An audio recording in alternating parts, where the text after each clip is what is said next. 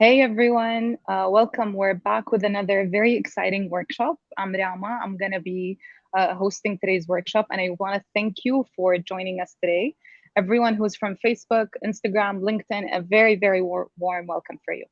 So, for the people who are joining us for the first time, I'm just going to give you a little brief idea about what Qureos is. Qureos is an online platform that basically changes the way you learn and earn. We are on a mission to change 100 million careers. You heard that right, 100 million careers. And we're doing that through sessions like this. We're doing that through conversational learnings, where we give apprentices and viewers bite-sized learnings from industry experts and from mentors. And then we give you the chance to put together through projects where you can apply everything you just learned. We have multiple cohorts and workshops coming up on the platform, and we're also launching some new learning paths. So if you want to stay updated on that, just join qureos.com, where you can sign in, create your profiles, and watch everything. We also have a Slack tribe, so you can interact with future market leaders and amazing mentors like our mentor here today. And we'd love to see you interacting with us. In today's workshop, I am going to be introducing and talking with Kalsoom Lakhani, an amazing, amazing woman in the entrepreneur and the business field. And Kalsoom is a co-founder and general partner in Eye-to-Eye Venture, an early stage VC fund for Pakistan, the country's first female-led VC fund. So Kalsoom, congrats to that. Eye-to-Eye Ventures has invested in Teletalk, Creditbook, Oran, Taza, Truckit, Easy Bike, and so many more. And now Kalsoom can tell us all about it.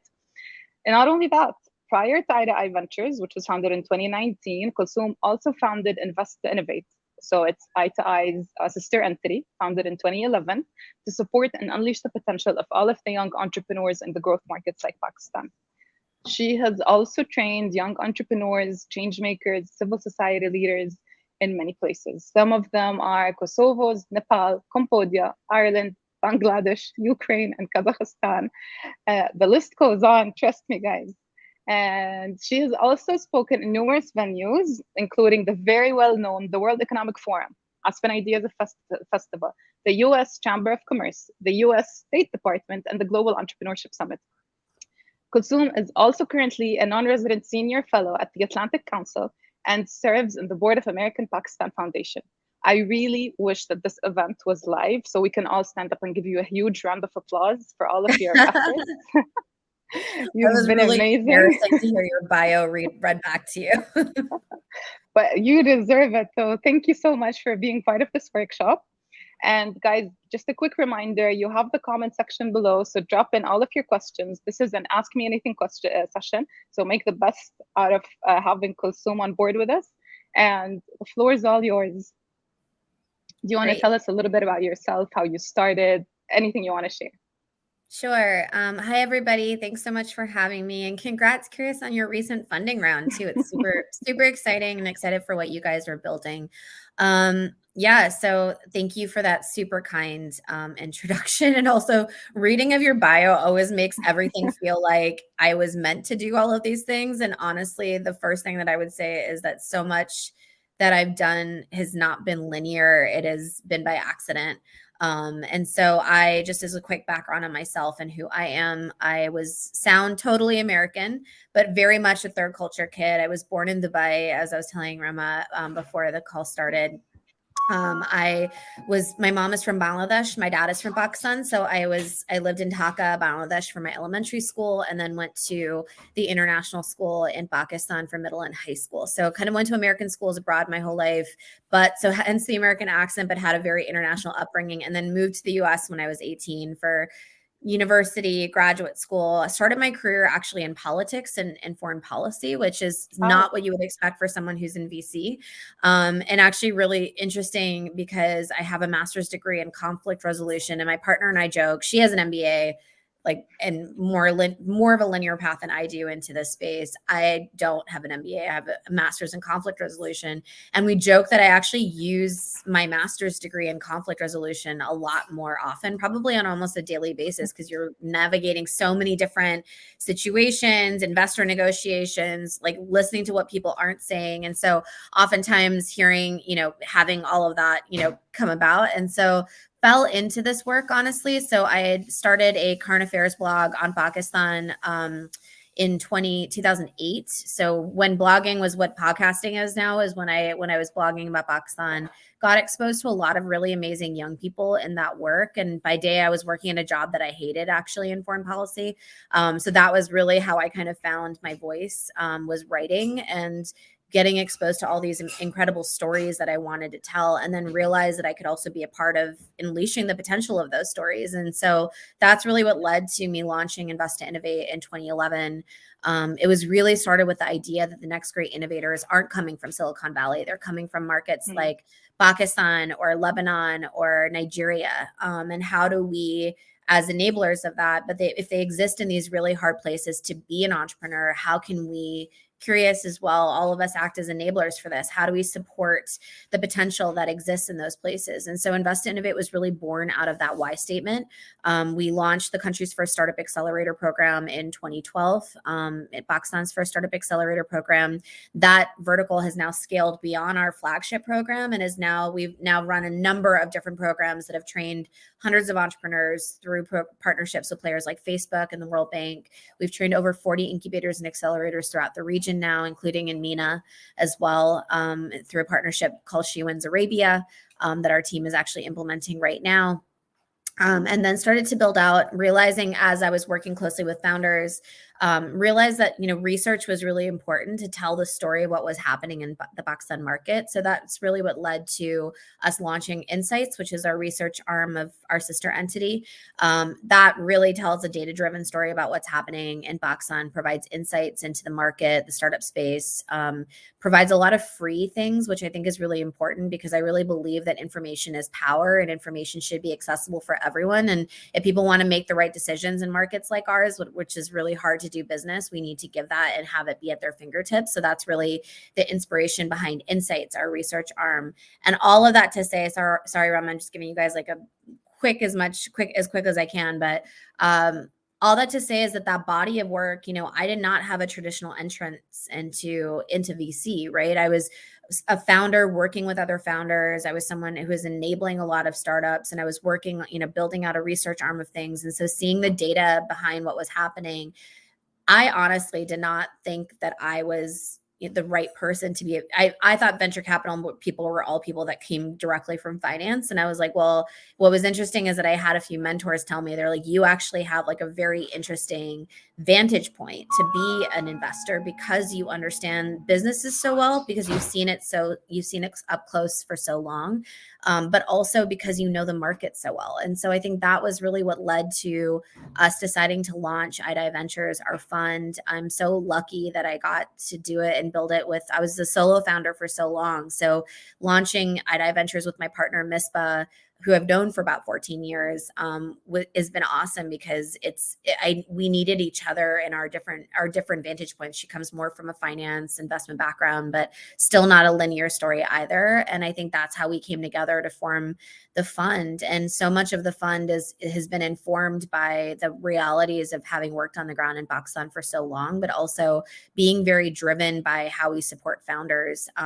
It's the DNA of having run an accelerator for so long, but really pushing what it means to be founder friendly and really living that, and really holding ourselves accountable to that. So that's me.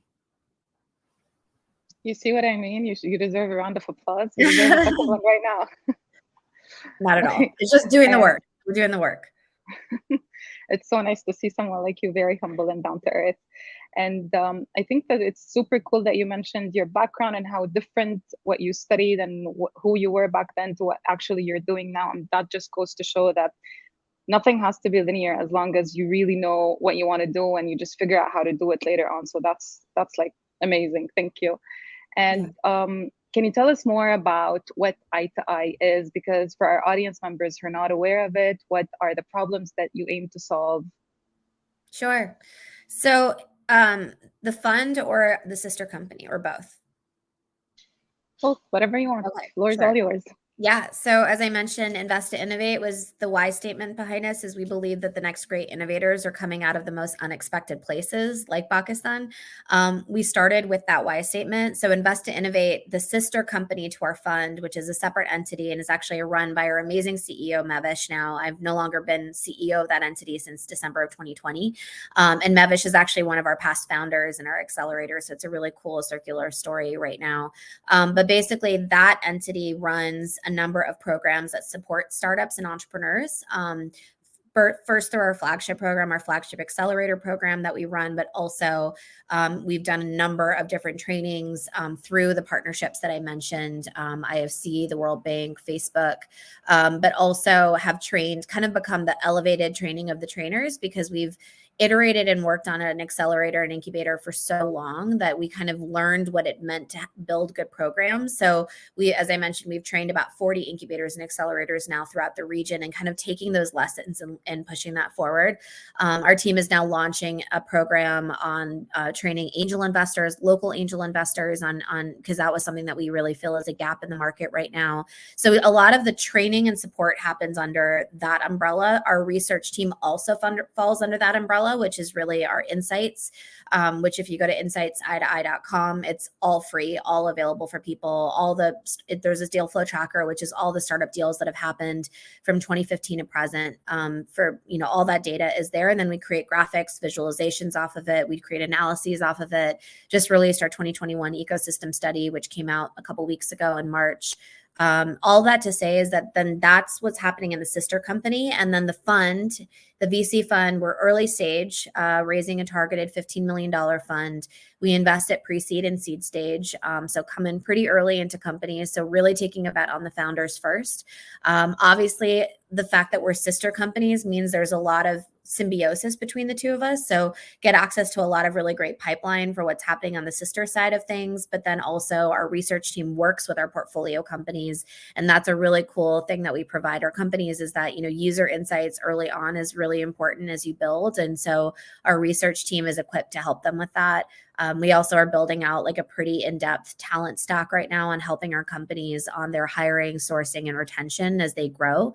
So yeah, that's what I would say is that we invest early, but also really take on a hands-on approach to how we help our companies. And I think we're really proud of the fact that our companies all see us as their partners in their journey rather than just their investors. That's amazing because you guys, like, you linked both sides of the business. So you are investing while training. So it's what we call like smart money from investors. It's not only money, but it's their networking and their training. And I have a question on that. How would you say, and what would you advise early founders and startups on mentorship? How important is it to you? Who was your mentor early on? What are the basic things that you like to cover when you are training or mentoring these small businesses and startups?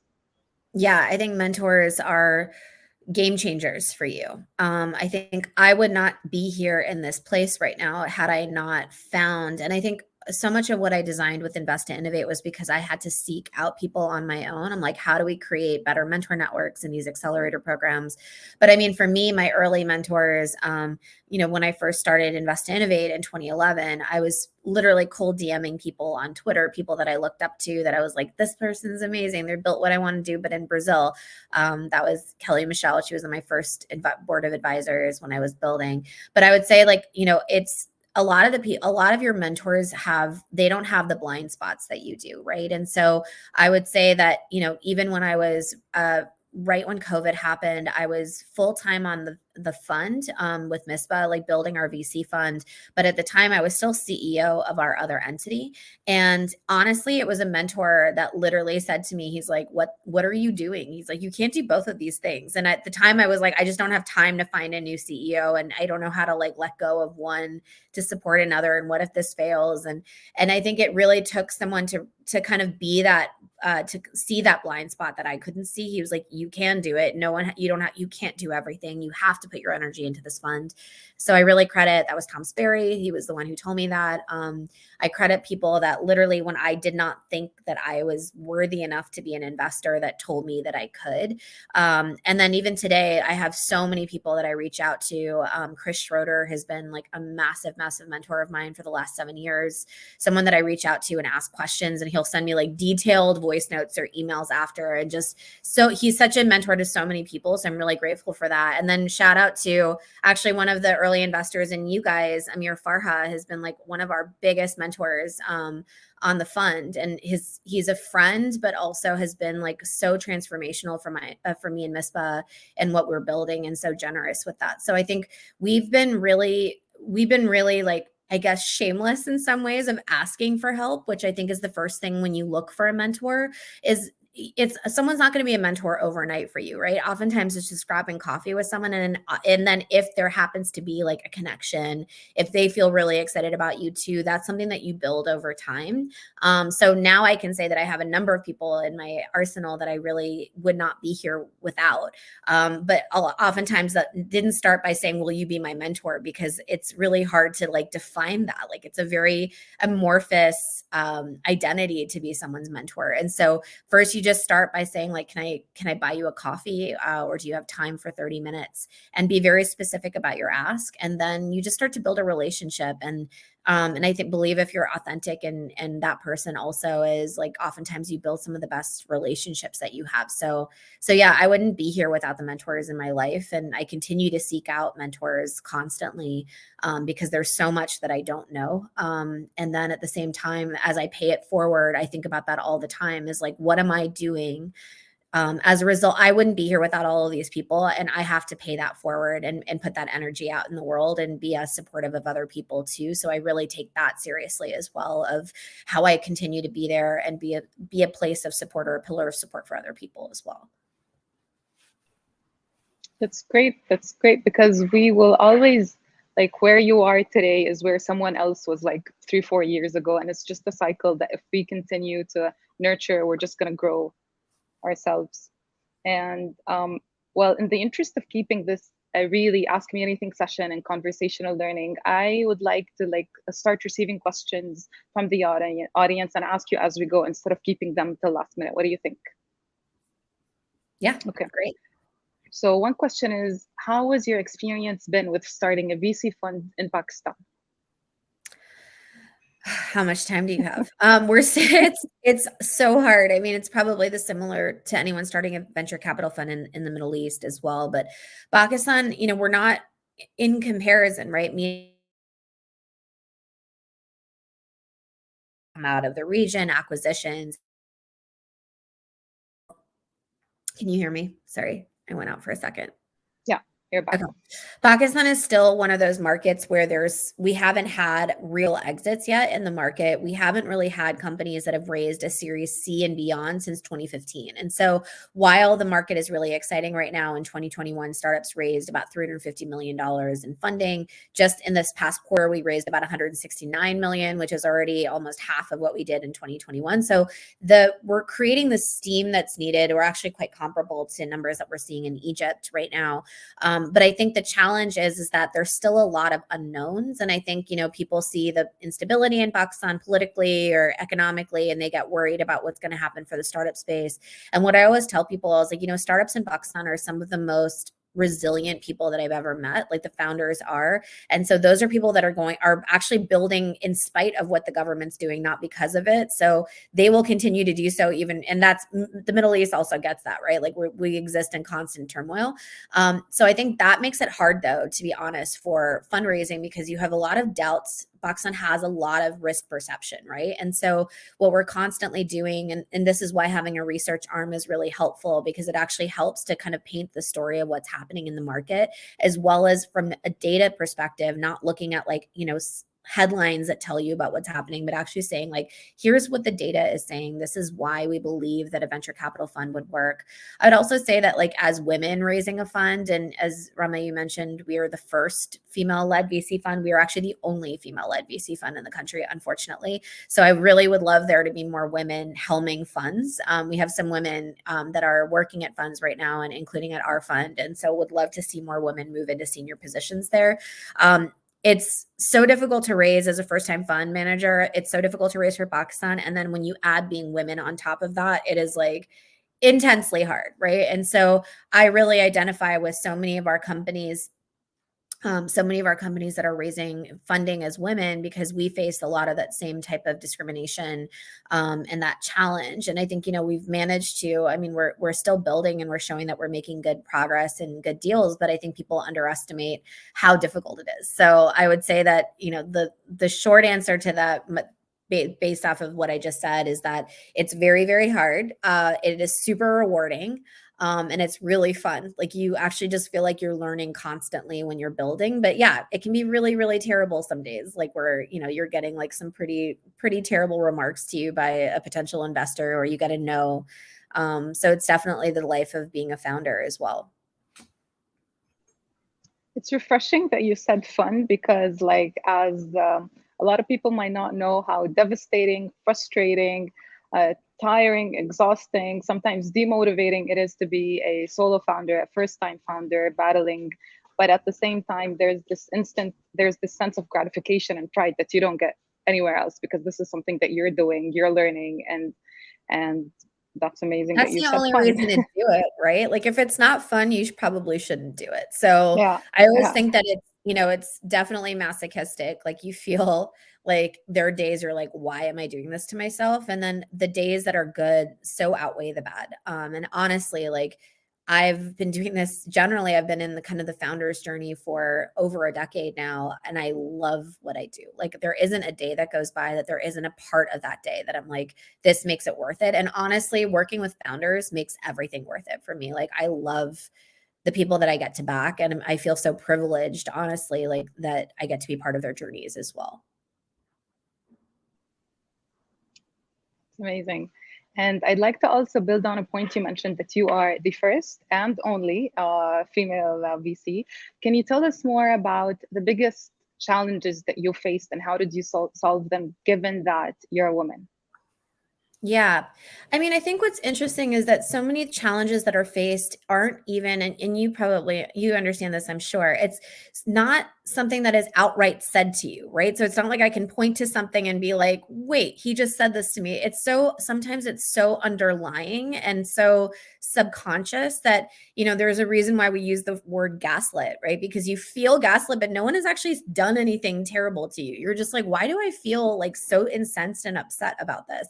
And so this is something that's backed by data. Columbia Business School did some really interesting data about how difficult it is for female-led companies to raise versus male-led companies. And the reason is that male-led companies tend to be asked aspirational questions. Women-led companies tend to get asked risk-related questions. The challenge with that is that people that get asked aspirational questions are 6 times more likely to raise funding than those that get asked risk-related questions. And so I get asked risk-related questions, Misbah and I both, like on a not always. And honestly, we have amazing investors in our fund, and mostly men, and they're awesome.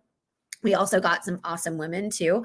And so I would say that there has definitely been challenges in like getting asked those questions, because the emotional labor is on you as the recipient of those questions to turn those risk-related questions into aspirational answers. And some days, honestly, when you've been asked like, those questions can be like, well, but why would you be the one to do this? Versus like if a guy was being asked the question, he's like, tell us, like paint the picture for us. Like, tell us about this crazy, amazing thing. I'm like, why am I getting doubted? And I've worked in this market for 10 years. This is ridiculous. And so, or they get asked like, oh, like you're working with women only. It's like as if like they want to put you in this like soft box. And for us, there's nothing wrong with investing in women. Actually, we invest in men and women. We just, because we are women, obviously, we really care about there being inclusion in our portfolio. And 40% of our companies have a female founder or co-founder. But it's really interesting because it gets like, there's a lot of condescending remarks. And so much of it doesn't feel, it's not always outward, which is fine, but it actually can feel sometimes very exhausting. Like you're just like, I'm so tired of having to do the emotional work all the time of like turning this into something and changing things, and just constantly feeling like you're being doubted, even if you've done everything that you're supposed to do to prove yourself. So I would say that's something that I would always point to, because, obviously when, there's, obviously so many cases that have been labeled now the Me Too movement, but obviously way before that, of people being harassed and things like that have always happened to women. But so much of it is also so insidious. It's so underlying. And like, so many women that I know doubt themselves or don't feel like we're conditioned to not sit at the table with everybody else. We're not conditioned to ask for what we want. To train yourself out of that is really hard. And so, so much of even me learning what it has meant to be in this seat now has meant that there's a responsibility of learning what to do, but also realizing that Mispa and myself, we're acting as role models for other people, even if we don't want to be, but by virtue of being the only and being the one of the few, we have to play that role for other people. And so it means that we kind of have to take, we have to take the punches and be able to do the emotional work, the emotional labor to get to the next stage, but it's hard. Like I couldn't help but smile while you were speaking because I relate to this on a personal and professional level. And I think it's really cool what you said about, like, in a way, flipping the narrative.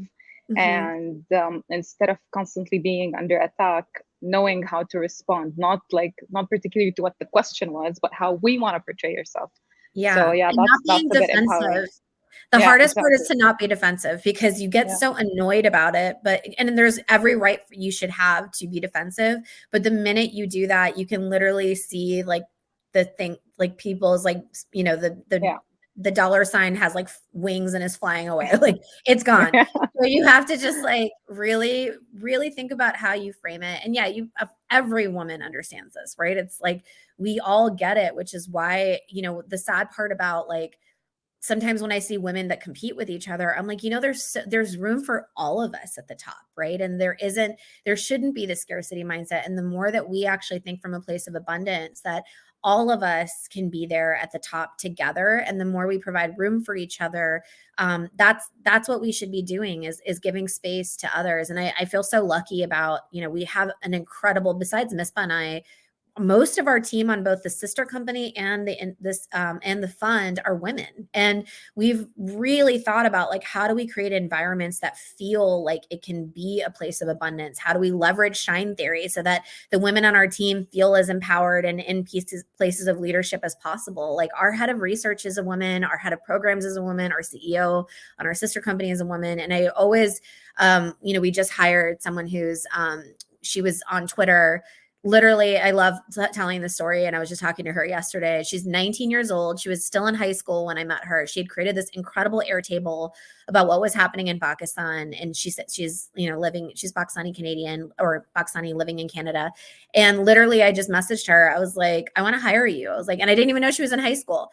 And she jokes about it. She was like, I thought you were joking, but I actually meant it. I was like, you can. And so now she's on our research team. She's kicking ass. She was like a major reason our research study that came out last month was so good. And you just create environments where people, who doesn't matter how old you are, what kind of experience that you have, if you're hungry and you want to learn, that's what you should do as women in leadership, is create the space for that.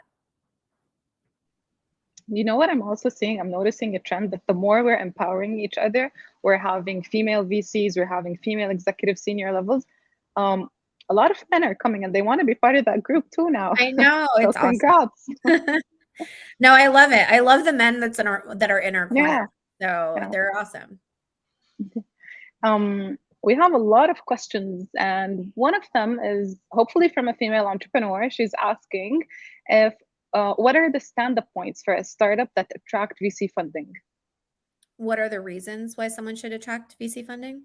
Or like, how can a startup attract a VC funding? Yeah. Okay. So the very first question that I would ask is that not every company, number one, not every company needs to raise funding, right? And I actually think that we create too many metrics of glamorized success around those who've raised a lot of money. But always remember that when you raise money from people, you're giving away parts of your company, right? So number one, ask yourself, do I need to raise money? And if I do need to raise money, what is that in service to? What are the milestones that I need to get to as a result of that?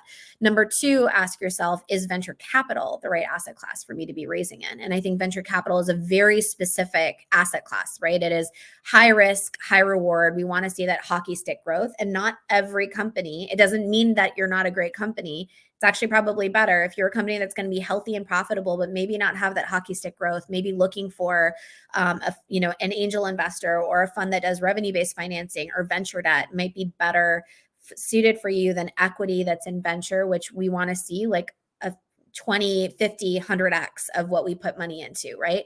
So that's the first thing that I would ask yourself and really kind of like, be honest with yourself. Is that the case? Then what I would actually go out and say is that, when you're raising early on, a lot of investors are taking the bet on the founder, right? So have conviction in what you're building, be able to tell the story really, really well, know your market opportunity really, really well, as well as one thing that I really love founders doing is like have a North Star. Like, what is the company that you look at it, maybe another market that is something that you look to for inspiration, because that also helps paint what the story looks like for the investor that's speaking to you. So oftentimes really early on, we're taking the bet on the founder and the founding team first. Are they the kind of team that's going to execute? Are they the ones that aren't just going to tell a great story? Are they the ones that are going to put their heads down and do the work, right? And that's what really matters to investors. It doesn't matter the awards that you've won or competitions that you've gone to.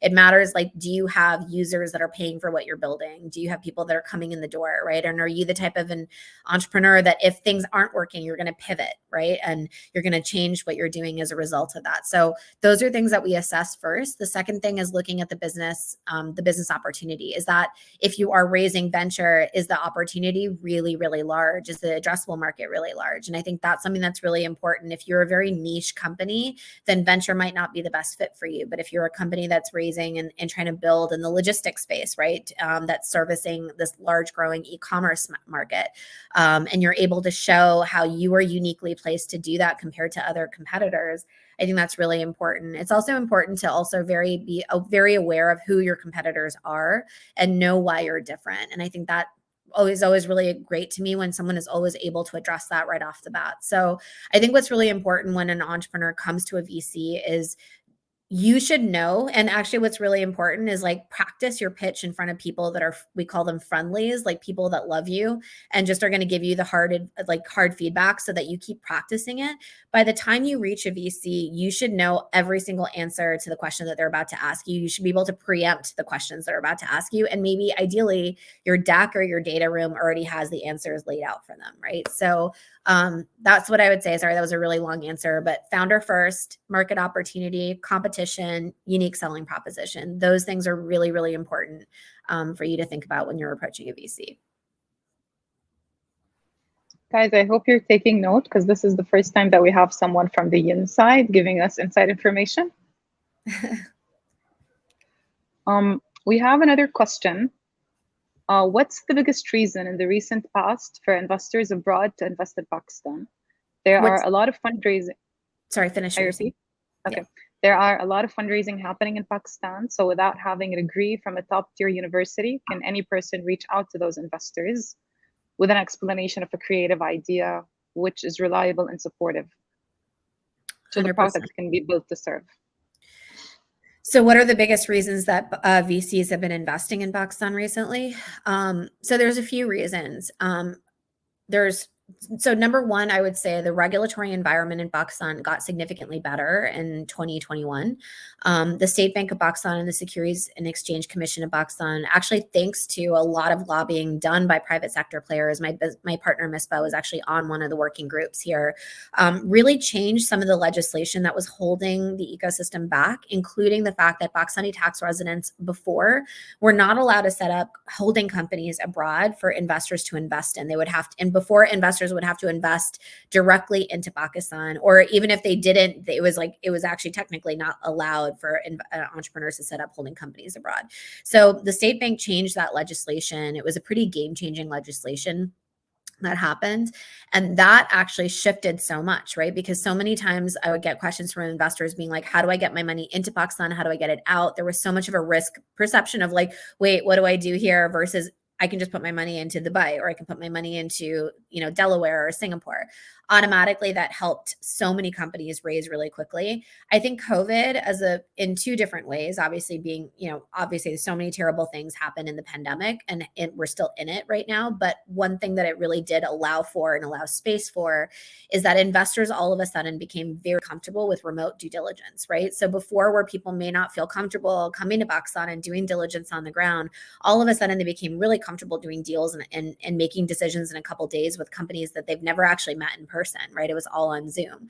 The second thing that COVID did in Pakistan was that, we had, I would say we are the fifth largest population in the world. Our addressable market was growing, but maybe more slowly. And I think COVID pushed a lot of people online. And so we started to see a lot of consumption and people buying things online, people interacting online. Even on the regulatory front, we also saw fintech legislation change and become a lot less onerous for startups coming up in the fintech space. So we saw a ton of fintech companies come up in 2021. And so altogether, and then obviously we saw, the Kareem mafia, like after Kareem's acquisition, we saw this in the Middle East as well, but in Pakistan, a lot of people moving back and starting companies. So all of that happened kind of at the same time. And at the same time, a lot of, people had liquidity. They wanted to put their money elsewhere. Pakistan became a really attractive place given a lot of those factors. So we just saw this influx of money, right? So in 2021, startups raised 5.5x of what we did in 2020. So that just shows how, and that happened in other emerging markets as well. To the second part of your question of like whether someone can just cold reach out, 100%. I think that I've noticed this happen. So Credit Book, which is an investment that we made, where we invested in their seed round and also just invested in their recent round that they announced. It's Tiger Global's first investment in Pakistan, similar to Khata Book in India. Credit Book, their early investor that led their round was Better Tomorrow Ventures. And Sheil, who's awesome, talks about how Hasib from Credit Book literally reached out cold on their website, right? And just sent them a message. And Hasib is actually, I think, should run a masterclass on fundraising. He's amazing at it, and also is fearless, right? He just reaches out to people. And because they're building something that people really believe in, he's been able to build so much traction, right? To the point that Tiger invested and First Minute invested in their last round. But also a lot of investors do check their cold. We're frequent co-investors with Ratio Ventures, Alex Erikstrup, who's done a lot of deals in Pakistan. He'll always send us like stuff that comes into his cold inbox. So don't feel hesitant to do that. A lot of support programs in our markets are supposed to help you build access to those networks. So I would also reach out and see if you want to be part of that. If you feel shy about like doing things on your own, or maybe you're not getting a response. A lot of incubators and accelerators, our sister company that has it, exists to help build those networks, right? And programs like this and companies like this too, right, are building visibility for you as you're growing. So that's what I would recommend as well. So you have to like have the guts to go out there and do it. Totally. And building on our current conversation, we have a question that says, do you think that the current political instability in the market or in the region, also in the Middle East region in general, will it shake the investors' confidence? Because we live in an area that has a lot of like geographical, political instability. So you never know what changes in terms of regulations, technology, infrastructure. Yeah, it's a given, right? I mean, I think that's the problem. But I mean, look at the US. I mean, we had like literally riots that happened on the Capitol by a president that like didn't believe that the elections that happened. And so what I would say to that is that the tech environment still continued on, despite the fact that we had a massive flagrant abuse of rule of law and of the Constitution that happened. And so sitting in the US, sometimes I'm just like, there's stuff that happens here too, right? So not saying that we should be, forgiving about the things that happen in our markets. Obviously in Pakistan, unfortunately, political instability is more the norm than the exception, right? But at the same time, what I also say is like, look at the founders that exist in spite of that and are able to like navigate around that. Of course, regulatory changes are going to be a massive risk, but I think that's why you partner with funds that understand the market way better than you might, right? And stay close to that and stay close to what's happening in the market. So we'll also assess within that, right? So even from a macroeconomic standpoint, the whole world is going through a recession right now. We're moving into a bear economy. What does that mean for consumer behavior, as an example, right? It might mean that convenience of like 16-minute delivery may not be as important as whether or not I'm getting more, I might be more value conscious as a consumer. I might care more about what I can get bang for my buck, right? Because of inflation, I just may not be able to afford as much. So what are the solutions that we build as a result of that? If the agriculture sector is fragmented and broken, we're, really proud investors in Thaza, which is in the agri e-commerce space. How can an investment in that actually help bridge a lot of the issues that we're seeing? And so founders are addressing the problems that are in front of them, and that will continue regardless of whether we're in a macroeconomic recession or whether or not like the economy is doing well. And so you look at funds and investors, like we adjust we adjust our analysis as a result of that. If there's depreciation, we're looking at analyzing deals as a result of that. But also a lot of the founders that are doing things are addressing the problems that are coming up. And so they're addressing the problems that we're also seeing happen in the world. And so why wouldn't we want to invest in that innovation? True. A lot of untapped potential, unaddressed problems that are addressed somewhere else, so you can learn from them. And that leads me to a new question that just popped up. What do you think about, like, a lot of founders, first-time founders, they're always afraid of a problem, that a pre-existing problem or a similar company that addresses the same thing, and they think that it's a copycat principle, while in reality, a lot of the trends that we're seeing, that a lot of the copycats are the ones that are getting a huge access to funds. So what piece of advice, like how can they find the balance between how to go for it and not be too afraid? In terms of like not taking the plunge into launching a business? Yeah, and especially if it's a pre-existing problem. A lot of people drift away from that, while a lot of people jump straight towards it. I think pre-existing problems are the best problems to solve, right? Because it's a problem that everyone sees as a problem. So when you have to get consumers, and it's less of a behavior change that has to happen, right?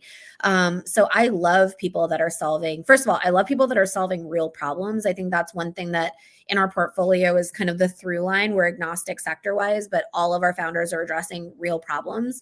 There's a lot of companies that are building great things, but I'm like, is this a problem to be solved, or is it a nice to have, right? Is this a vitamin or is this a medicine? And so I think like, whether, I don't know if I'm answering your question, but I think that, there are a lot of pre-existing problems that we've seen elsewhere in the world, to the copycat point that you were making.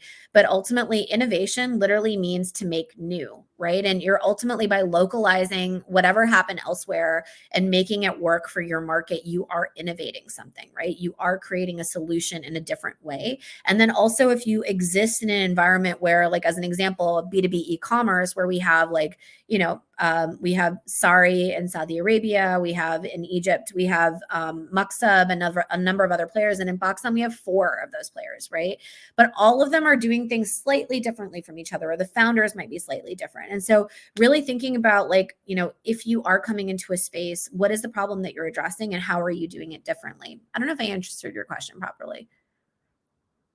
It was a vague question, but you did. Oh, we actually have an apprentice, so a curious apprentice here, and she's asking if you can suggest some courses or skills that I should learn to get started as an entrepreneur. I think I'm such a podcast consumer and I read a lot of books. So first of all, like there's some really great podcasts that are out there of just listening to other people's stories. And honestly, like as much as it's a little bit fluffy, but I love How I Built This by NPR. And he sits down with people from all over, like have built really great businesses, and you'll kind of like hear like common through lines that people are talking about on a regular basis. I mean, obviously there's like 20 VC, there's Invest Like the Best, there's like a number of podcasts out there.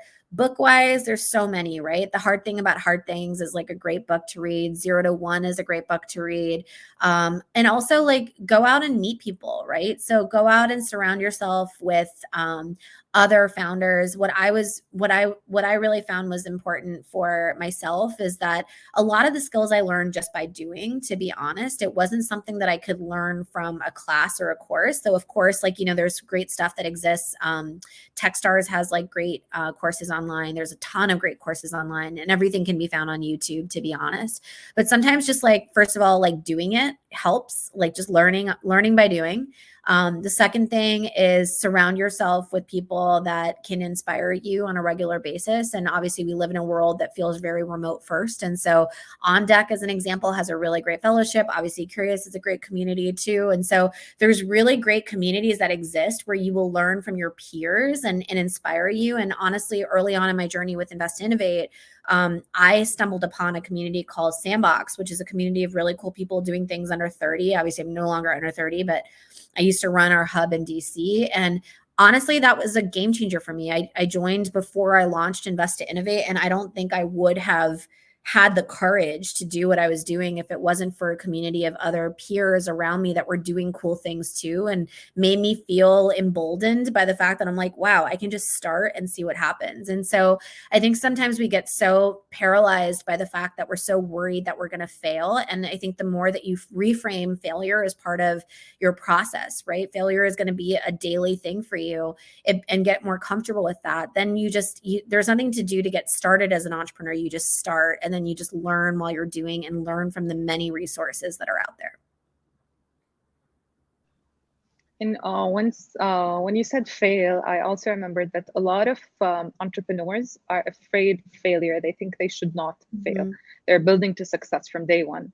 And there's also the other school of thought where you fail fast, learn fast. So what are your thoughts on that? Fail fast, learn fast. I think that if you go in thinking you're not going to fail, that is a misnomer. You are going to fail, right? Like, I think that you just kind of have to accept that it is part of your reality. And I think a lot of, I was listening to a great interview the other day with actually one of our founders, Hasib from Credit Book. And he says they actually hire people that are comfortable with ambiguity. And I loved that point, because I was like, it's so true. Founders have to be extremely comfortable with ambiguity. We have to be extremely comfortable with uncertainty, right? And I think you have to go in knowing that there will be so many uncertainties, there will be so many ambiguities that won't feel like, don't do this if you're not someone that's comfortable with that, right? Because that will be it's like the daily part of your job.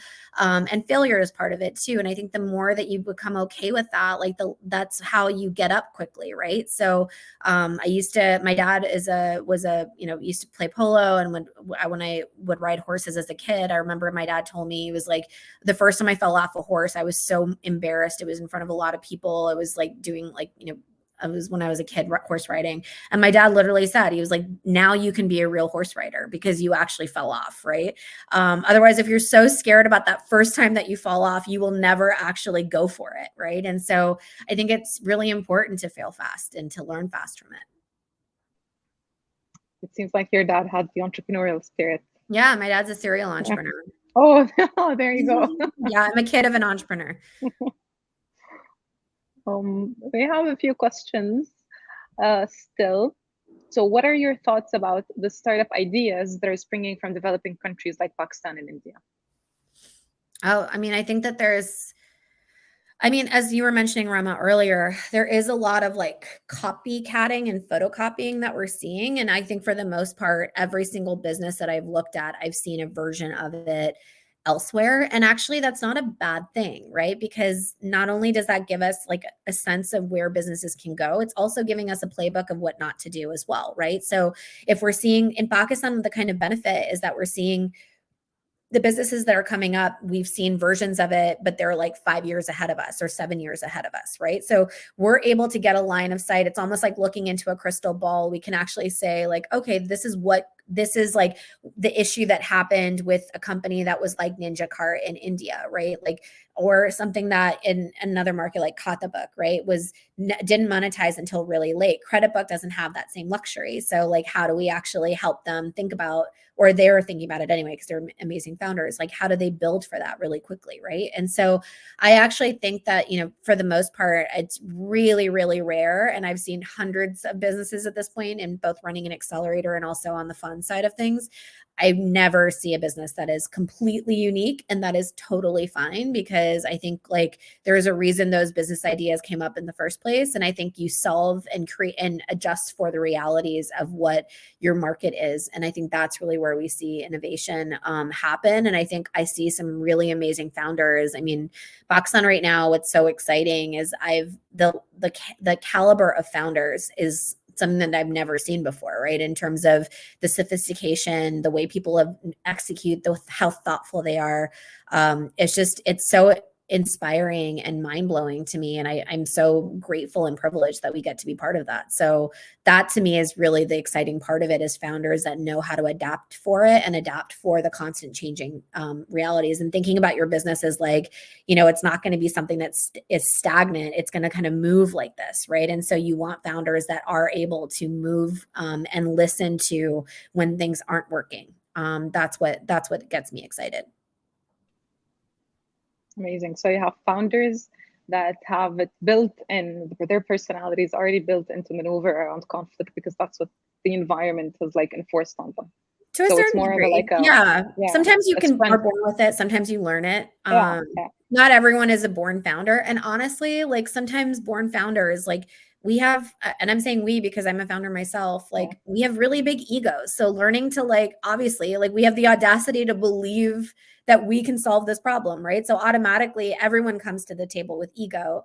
But then, does that necessarily make us the best leaders of teams? Does that make us the best managers? And those are the things that you learn, right? And so some people naturally have that instinct that they want to start things that, they're, people that are going to be comfortable with ambiguity, as I talked about, but not everybody has that. And there's a lot of things that you bring to the table that might be really complementary to someone who is like that. Like you might be my business partner, as an example. We have such different skill sets, and that works for us, right?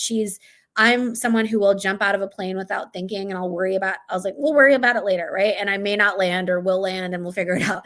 And she's the type that will make sure our parachute works. She'll make sure that she asks all the questions before we jumped out of the plane, right? And sometimes on our own, that can be disastrous, the two of us on our own, but us together works really well because we complement each other, right? So you don't have to be one particular type of personality to be a founder. I hope you never jump off of a plane without a parachute. Probably won't. I have to say that. What do you think, from your expertise? It's not the perfect, but the ideal mix and match of personalities in a founding team. I love not skills, personalities. So it's really funny. We're working with this like strengths finder test right now and I've had all of our founders take it. So we've kind of seen like the different personalities. I definitely think like there's a whole thing about this where you need like a dreamer or whatever. There's like all this stuff that's out there. I can't remember it right now, so I'll just say what I think. Personally, I always think you need someone who's like the strategic, big vision thinker, someone who can be outward facing, someone that is like really good at, communicating the vision outwards as well as inwards to the team.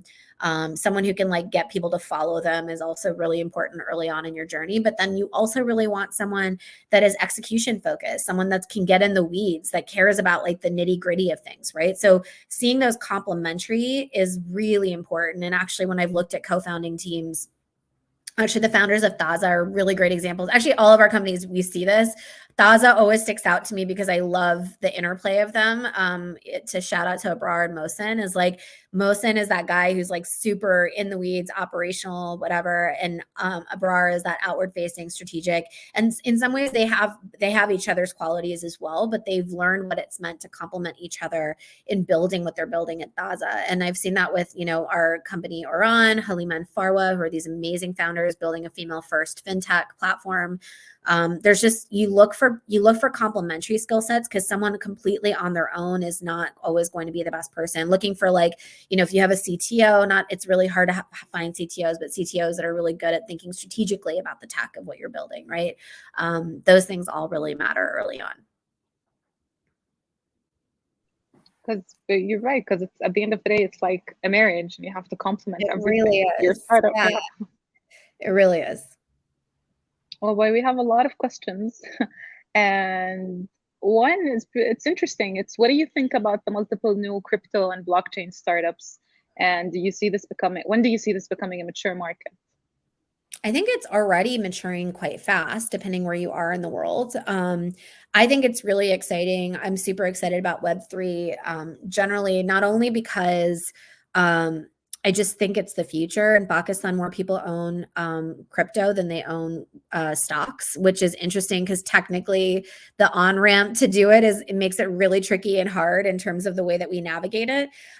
So I think that, that is the future. I think having this idea of equality and the ability for everyone to hold wealth is what exists kind of in the underpinning of Web3. And so democratizing access is where it is. And I think that is the future. I think there is also Web3 applications and especially blockchain applications to almost every company that's out there where it helps increase transparency in supply chains, in transactions. There's so much you can leverage it for. I think in a lot of markets, especially the Middle East, we've seen this with Facet that recently announced their Series A. We saw this with Rain. We've obviously seen this with BitOasis in the Middle East. Like the on-ramp for crypto, it becomes like the first step in most emerging markets. And Pakistan hasn't had a localized on-ramp yet. So I'm waiting to see that happen. I think there's a lot of, stuff that we're seeing with like DAOs, decentralized autonomous organizations, happen elsewhere in the world. That's also quite interesting and exciting. Stuff with NFTs. There's just so much. There's so much. And I think what I always laugh about is that I will literally tune out of Web3 maybe for like a couple of weeks and come back and I'm like, what? There's so much more happening. It's multiplying and proliferating at a pace that I find really overwhelming. And yet, like, you realize that this is the way the world is moving. We're moving towards decentralized autonomous organizations, islands, places. People are speaking to each other across geographies. People want to interact and transact across geographies. So, there's so much more that Web3 can facilitate for that than the traditional structures that we've lived in for so long. And so I think it's a really exciting time. We have not made a Web3 investment yet, but I'd love to make a Web3 investment and I'm constantly on the hunt for it. Do you feel that VCs in general know enough about Web3s to make proper decisions? I think some do. I think we have obviously we have dedicated crypto funds and dedicated funds to Web3. Obviously, we saw that with A16Z. We've seen that with someone at A16Z. The first woman to raise the most amount of money for a VC fund was for someone who was at crypto, was running crypto at A16Z before. We're seeing that with Electric Capital as an example. There's so many funds that are coming up to service this.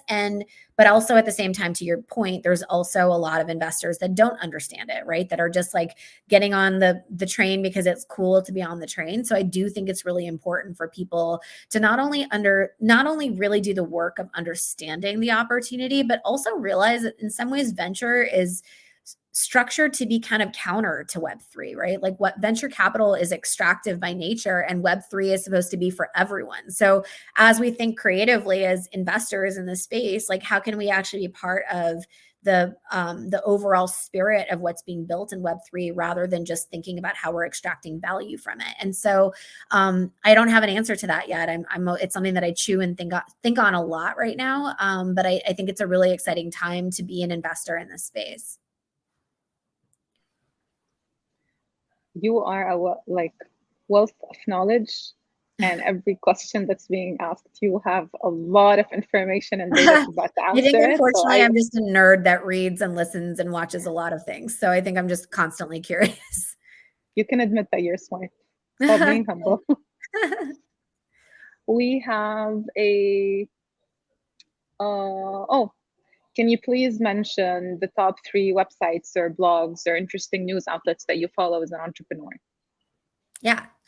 I love Rest of World. It is I just got interviewed by them, so that's not a shameless plug, but I loved them before that.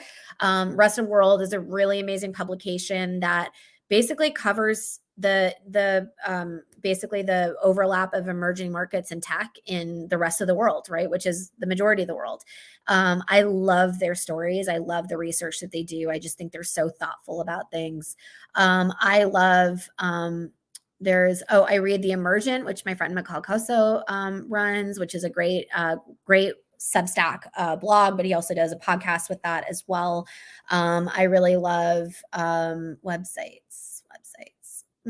I follow a lot of newsletters, to be honest. My friend Rabi Malik is running a great one right now on Pakistan, so I'm reading that one right now. I read a lot of like the folks that are kind of in like, Julian Shapiro, everything he puts out there in the world, Sahil Bloom, everything he puts out there. So there's a lot of people that are like Twitter influencer personalities that are also like very, very smart in their own right of what they're building. And I definitely follow all of their feeds. So Twitter is probably where I consume the most amount of information. And then listen to content from there based on that. Kalsoom, you've been an inspiration for me and for everyone on this call, I'm sure. I want to ask you, who is your inspirational figure? So many people. I always say this, but it's actually true. My grandmother has always been my biggest North Star. She passed away 12 years ago now, but she was such a force to be reckoned with in her own right. In her days, she was a widow when she was like 30 years old with like 9 children. And yet she was like, when Pakistan and India, there was partition, she became one of the first commanders of the Women's National Guard that helped shuttle women to safety across the borders from India to then, East Pakistan.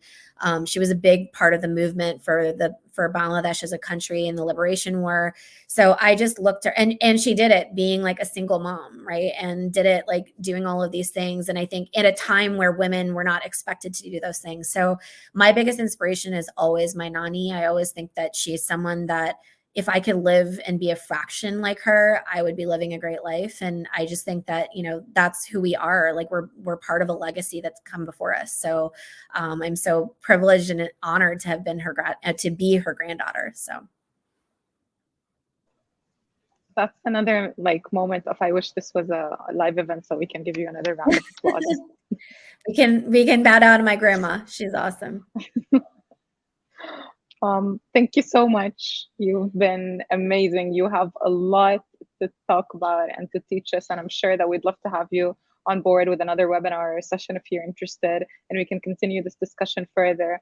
I have a lot of engagement from the audience, a lot of questions. If you guys want to learn more about it, just please join the community, and we'll stay in touch with Kalsoom and with everyone. Thank you so much. Sounds good. Thank you so much for having me. Thanks, Rama, for the really thoughtful questions as well. Thank you so much. Speak soon. Bye, guys.